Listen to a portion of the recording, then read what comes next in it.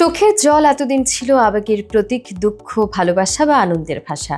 কিন্তু এবার সেই এক ফোঁটা জলই হয়ে উঠতে পারে জীবন রক্ষাকারী প্রতিষেধক। রাজস্থানের মরুভূমিতে ভারতীয় বিজ্ঞানীরা উটের চোখের জল থেকে এমন এক অ্যান্টিবডি আবিষ্কার করেছেন যা ২৬ ধরনের সাপের বিষ প্রতিরোধে সক্ষম। এই আবিষ্কার বদলে দিতে পারে গ্রামাঞ্চলের হাজারো মানুষের জীবন, যারা সঠিক সময়ে চিকিৎসা না পেয়ে প্রাণ হারান সাপের কামড়ে। ভারতের ন্যাশনাল রিসার্চ সেন্টার অন ক্যামেলের বিজ্ঞানীরা জানান, একটি বিশেষ ভ্যাকসিনের মাধ্যমে কিছু উটকে সাপের বিষের সংস্পর্শে আনার পর তাদের চোখে জল ও রক্তে তৈরি হয়েছে প্রাকৃতিক প্রতিষেধক। এই অ্যান্টিবডি শুধু বিষই নিষ্ক্রিয় করে না, বরং সাপের বিষে রক্তক্ষরণ বা জমাট বাঁধার মতো জটিল সমস্যাও প্রতিরোধ করতে পারে।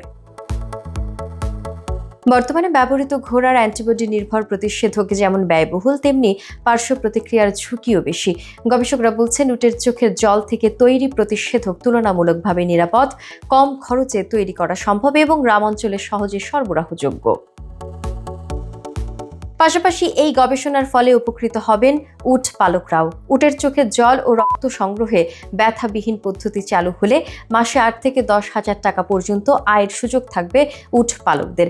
ইতোমধ্যে ওষুধ কোম্পানিগুলো গবেষণায় যুক্ত হয়েছে এবং উট পালকদের জন্য বিশেষ ক্ষতিপূরণ পরিকল্পনাও রাখা হয়েছে।